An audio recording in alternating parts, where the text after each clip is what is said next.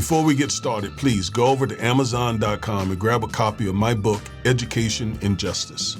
If you have an African-American son in public school, you need this book because I teach you the many ways that public schools mistreat African-American boys and what you can do to help your son. So go over there and get your copy immediately.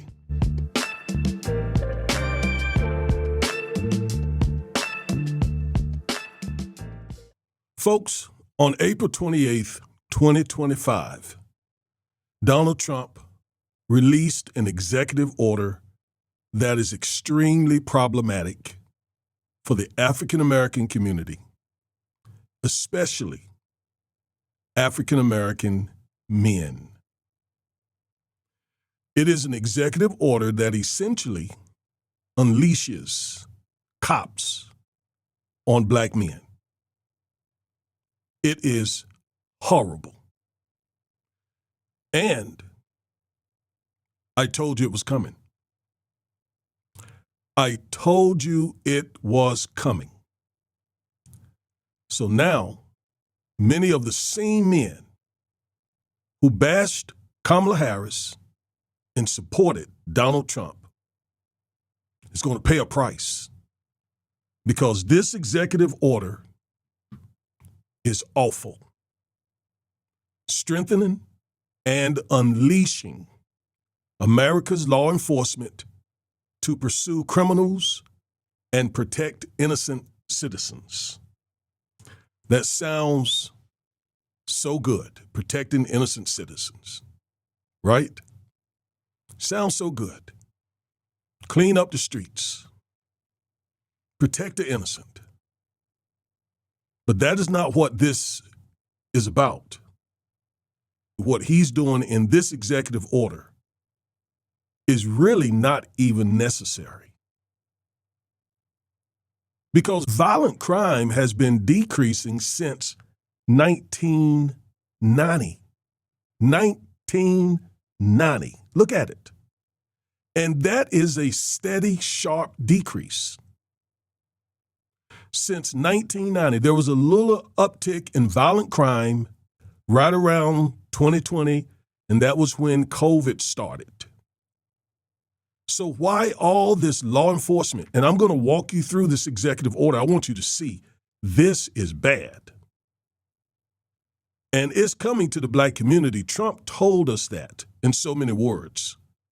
I'm going to show you that as well.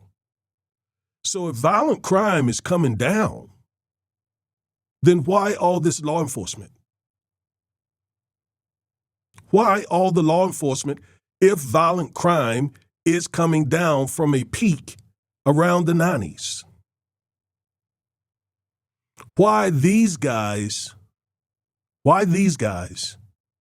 if violent crime is coming down? Why send those menacing police officers with their AK-47s or AR-15s or whatever they have there? Why send them into the hood when violent crime is sharply coming down? Now, you heard me say, he's sending them primarily to the hood. So how do I know? Because he said so. He said so when he visited that Detroit church while he was on the campaign trail. Let's listen to what he says. We'll bring back public safety and defend our communities for law-abiding American citizens. Look, the crime is most rampant right here and in African-American communities, and more people see me and they say, sir, we want protection. We want police to protect us. We don't want to get robbed and mugged and beat up or killed because we want to walk across the street to buy a loaf of bread. They want it so badly. The fake news doesn't talk about it. But the black population wants law enforcement more than any other population. So I think it's an important thing to say. So there you have it. He said two things in that clip. One, he says that most of the crime is committed in the African-American community. And he also said that he has been begged by black people to send those guys in. Right? That's what he said.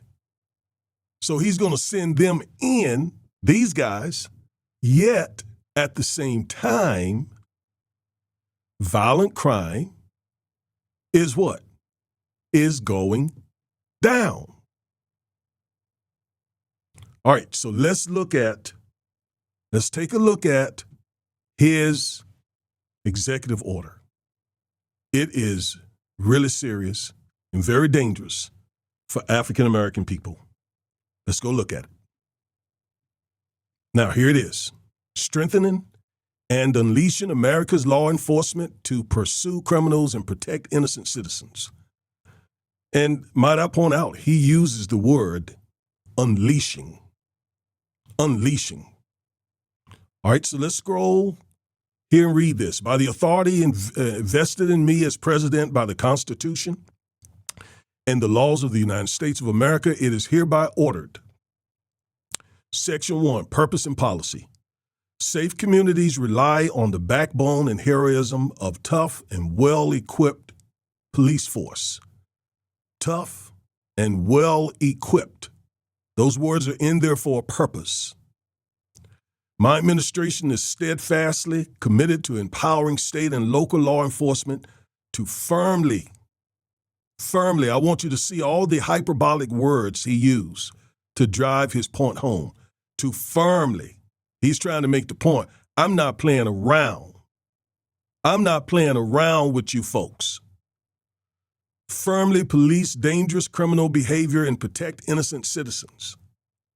When local leaders demonize law enforcement and impose legal and political handcuffs that make aggressively enforcing the law impossible, so he wants the law enforced aggressively on some of you same folks who voted for him, who supported him, who dragged Kamala Harris, talking about her prosecutorial record. Well, now you're getting ready to really deal with some stuff. And when he talks about when local leaders demonize law enforcement and impose legal and political handcuffs, basically forget any sort of police reform. Forget any kind of prosecutorial reform as far as he has anything to do with it. He says, my administration, therefore, established best practices at the state and local level. What kind of best practices do you think he's talking about? What kind of best practices do you think he's talking about? I'll show you one of them. Watch this. Joe Biden and the defund the police Democrats have turned our once great cities into cesspools of bloodshed and crime. There's never been anything like it. Here's my plan to restore law and order in our cities and throughout our country, frankly. First, because police forces have been gutted by Democrats' war on police, I will sign a record investment in hiring, retention, and training for police officers nationwide. So important.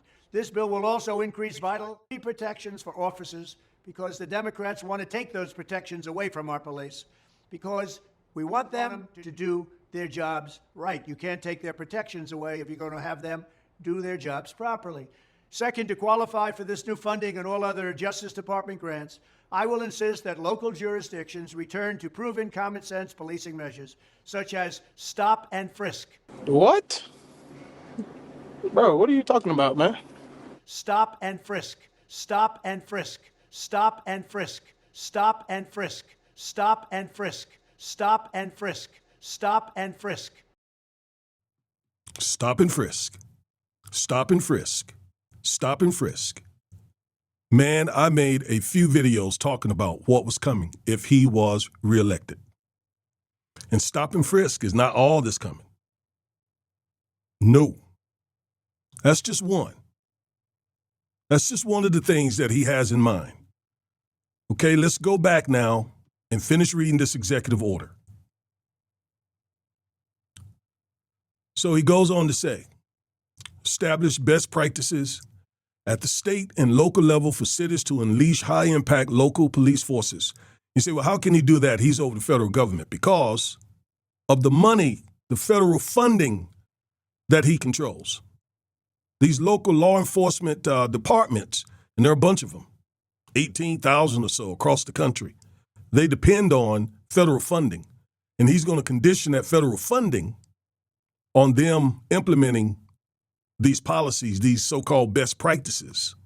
So that's how he's going to do it. So it goes on to say, and local level for the cities to unleash high-impact local police forces, protect and defend law enforcement officers wrongly accused and abused by state or local officials. Now, I'll tell you exactly what that means. That means that he wants to stop all this holding police accountable for the stuff they do to African-American men. Stop all these lawsuits, all this litigation. Because in his mind, they're just doing their job. So what? They bang a few heads. So what? They violate the Constitution. So what? They kill innocent, unarmed black men. So what? They're doing their jobs. All right? I'm helping you read between the line of this. Read between the lines. My administration will work to ensure that law enforcement officers across America focus on ending crime. Watch this. Not pursuing harmful, illegal race and sex-based equity policies. Man, Trump hates equity, equality. He hates it.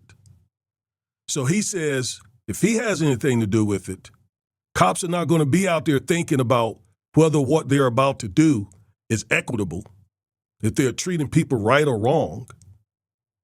In other words, he's going to make sure that they're not thinking about civil rights and trying to treat people with respect and all that. He wants them out there, as he said, ending crime and not being concerned and bothered with illegal race and sex-based equity policies. The result will be a law-abiding society in which tenacious. When I hear somebody talk about tenacious law enforcement as an attorney, as a civil rights and criminal defense lawyer, I imagine them kicking in doors, banging heads. I imagine them throwing people to the sidewalk, smashing their heads into the cement. That's what I hear, because that's exactly what I see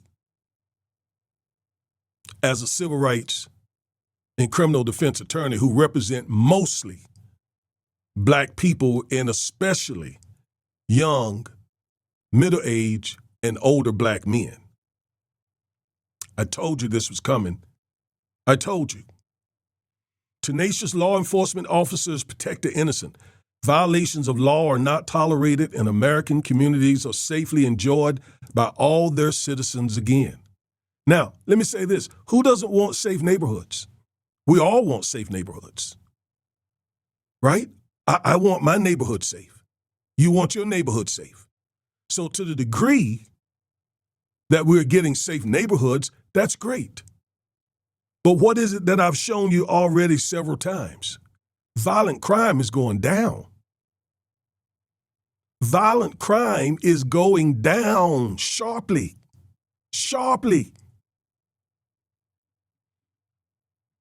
So yeah, we want safer neighborhoods, and we're getting safer neighborhoods without kicking in doors without a warrant or without banging folks' heads into the cement and shooting innocent, unarmed men. We're already seeing a drastic decrease in violent crime.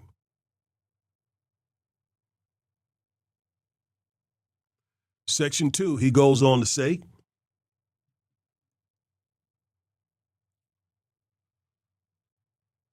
the Attorney General shall take all appropriate action to create a mechanism to provide legal resources and indemnification to law enforcement officers who unjustly incur expenses and liabilities for actions taken during the performance of their official duties to enforce the law. This mechanism shall include the use of private sector pro bono assistance. Private sector pro bono assistance. Where do you think that pro bono assistance is coming from? All those law firms that agreed to provide pro bono services on his behalf. That's where that's coming from. But also, let's go back, and I want you to look at this word, indemnification. Indemnification. You see, cops don't even need to be indemnified because they already are.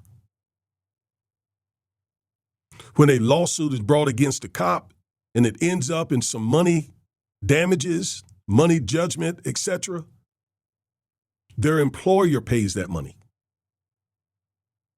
They don't need further indemnification. And besides, that is the reason why we have worked so hard over the past few years to try to get rid of qualified immunity.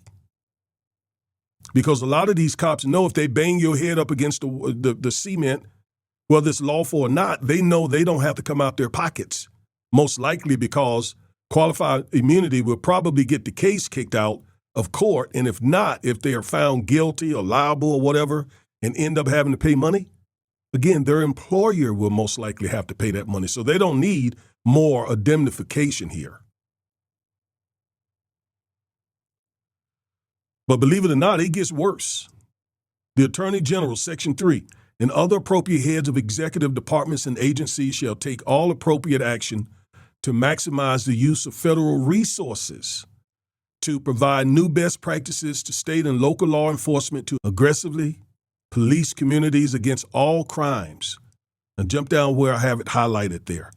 Within 60 days of the date of this order, the Attorney General shall review all ongoing federal consent decrees, out-of-court agreements, and post-judgment orders to which a state or local law enforcement agency is a party, and watch this, and modify, rescind, or move to conclude such measures that unduly impede the performance of law enforcement functions. Folks, they're going to get rid of consent decrees, which are agreements between the Justice Department and local police departments that they will not bang black people's heads against the cement and violate their civil rights. Trump is directing his Attorney General, Pam Bundy, to rescind those things, to modify those things. What is this going to do? This is going to unleash more crazy, violent policing in the black community. We have worked so hard to try to bring reforms. All the reforms that were done as a result of the George Floyd lynching, he is trying to erase all of that. And you remember he thanked black people for putting him in office again? He thanked them the first time. Now he's thanking them a second time. And yet, turning around and doing this. Now, have you heard anything about this executive order? You haven't heard a thing about it, most of you. Didn't know it existed. You certainly didn't hear it from the pro-black imposters. They're definitely not going to talk about this. They don't want you to know this, and if you knew this, they would play it down. Oh, this is okay. This is nothing. Oh, this is a really big deal. This is where the rubber hits the road. But it gets worse. Within 90 days of the date of this order, the Secretary of Defense, in cooperation or in coordination with the Attorney General, shall determine how military and national security assets, training, non-lethal capabilities, and personnel can most effectively be utilized to prevent crime. There is something called posse comitatus, but obviously they're going to try to get around that and give them assets. Assets. That means tanks. That means assault rifles, pistols, grenades. This is basically another declaration of war on the African American community. Why do I harp on the African American community? Because he did. He told us. He said that most of the crime is occurring in the African American community. And secondly, African Americans are pleading with him to bring all this in, despite the fact that violent crime is going down sharply. See, that's the data. Okay? That's the data. We rely on the data, not the anecdotes, because we all know and we hear on the evening news that this or that African-American youth, this or that African-American man was involved in some sort of crime and somebody got killed. That happens far too often. Yes, we understand that. But that is anecdotes. The data says that is decreasing. Here's the data. That is decreasing.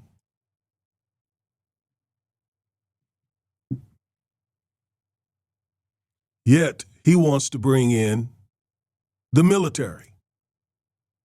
And not just the military, folks, but Homeland Security. Section 6, use of Homeland Security Task Force. The Attorney General and the Secretary of Homeland Security shall utilize the Homeland Security Task Force, HSTFS, formed in accordance with Executive Order 14159 of January 20th, 2025, protecting the American people against invasion, to coordinate and advance the objectives of this order. So these African American communities, high crime African American communities, are now about to experience the wrath of the United States military, Homeland Security, and God knows what other agency. And oh, by the way, don't forget that he told the El Salvadoran government that homegrown criminals would be next. Don't forget that. Add that to all that you just heard about this executive order. Despite the fact that violent crime is going down, it's going down.